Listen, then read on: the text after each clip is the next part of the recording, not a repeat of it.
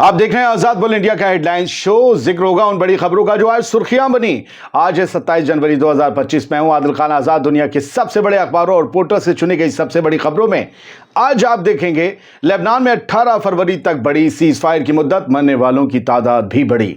North गजा लौटे लाखों लोग, आईडीएफ निकली बाहर। हमास ने कहा यह फिलिस्तीनियों की जीत। ईरान से आई आवाज, हमास जिंदा है, इजराइल को कर रहा है जलील।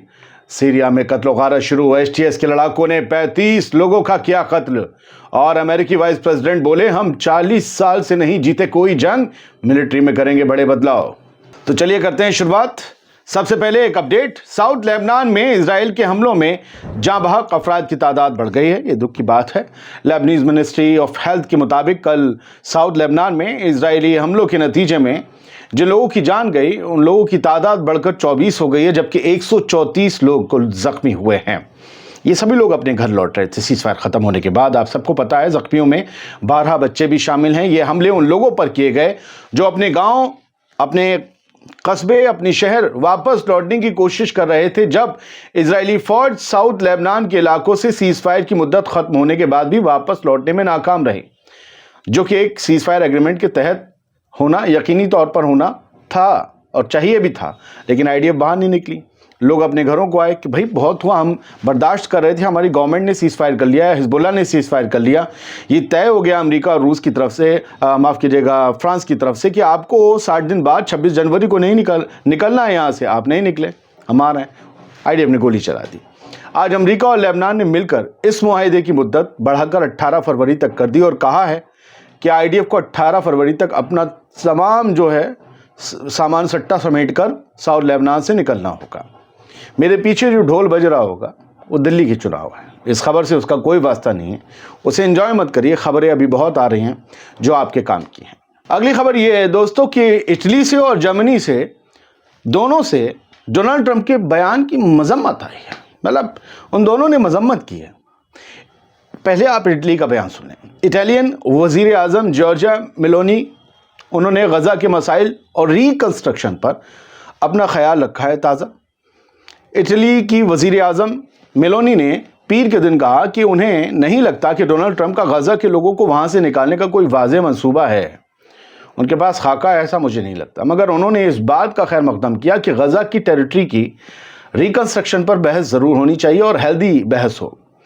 अमेरिकी सदर डोनाल्ड ट्रंप ने शनिचर को कहा था कि वो जॉर्डन और इजिप्ट से चाहते हैं कि वो गजा के लोगों को अपने यहाँ लें, बड़ी तादाद में लें, और ये तजवीज़ दी थी कि हम पूरे इलाके को साफ कर देंगे, यानी पूरे इलाके को, गजा को।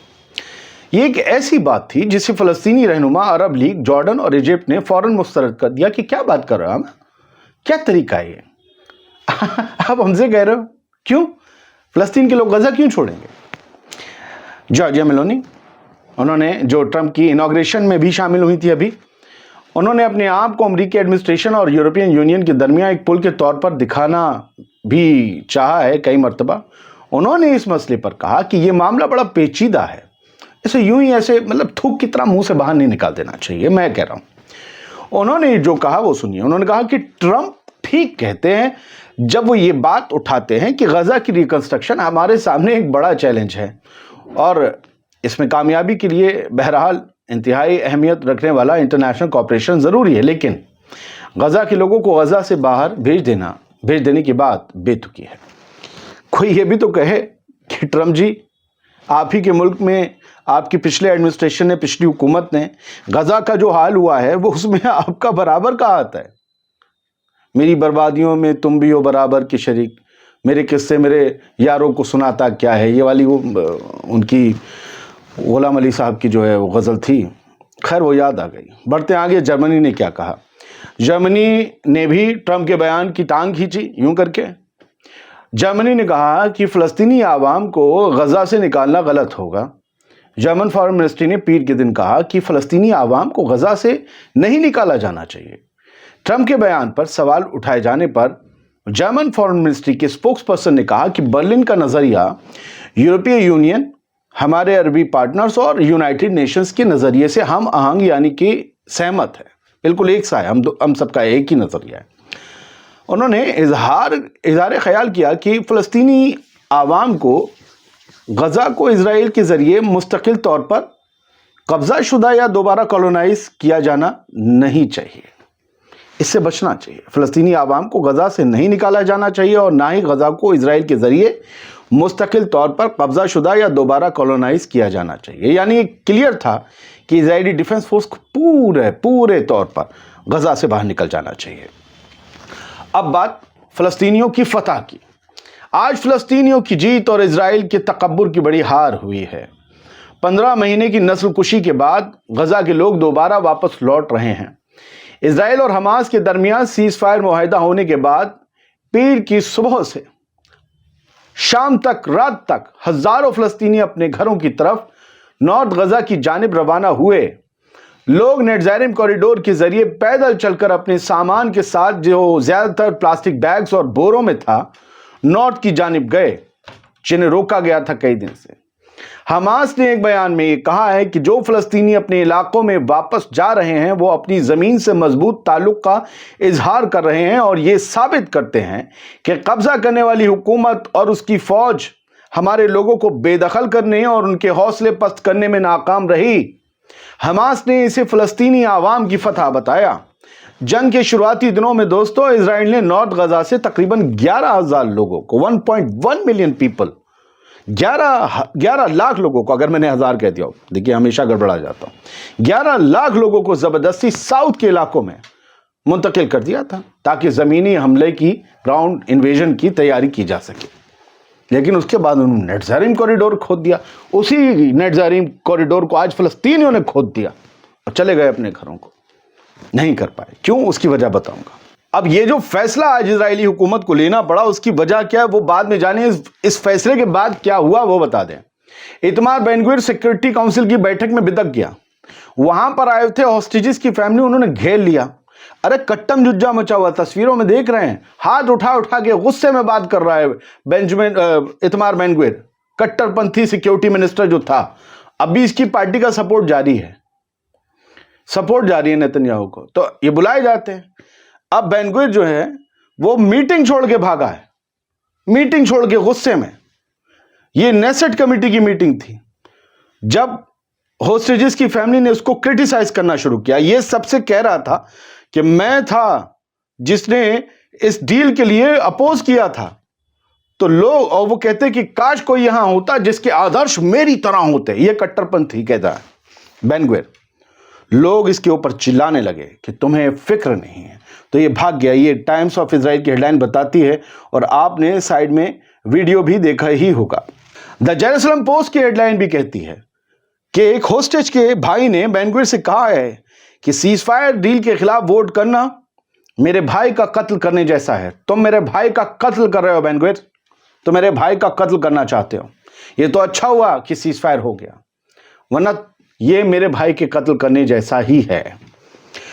अब ये डील हुई कैसे, आज की वाली डील कैसे नॉर्थ गजा में जाने दिया आईडीएफ ने, और आईडीएफ कैसे वो इलाके छोड़कर भागी है? क्योंकि जिस होस्टेज की डिमांड कर रहा था इजराइल, वो होस्टेज हमास ने रिहा करने का वादा कर दिया, जबकि फरवरी के पहले हफ्ते में अगली बार कैदियों की अदला बदली होनी थी, मतलब एक दूसरे के छोड़ने थे। अरब अल यहूद और आगम बर्गर और एक और तीसरी होस्टेज इस जुमेरात को रिलीज होंगी और 3 और होस्टेज सनीचर को रिलीज होंगे। इजराइल के होस्टेज बहुत जल्दी रिलीज हो रहे हैं।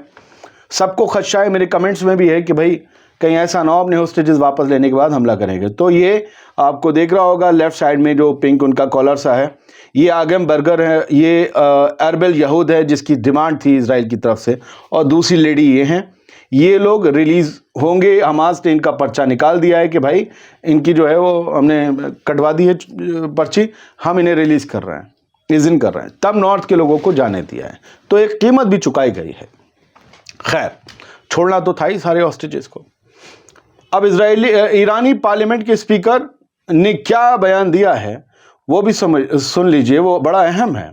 मोहम्मद बाकर कालीबाफ हैं, उन्होंने ये कहा है कि हमास अलाइव, हमास जिंदा है। कहते थे हमास मर गया, उखेड़ देंगे, फाड़ देंगे, सब खत्म कर देंगे।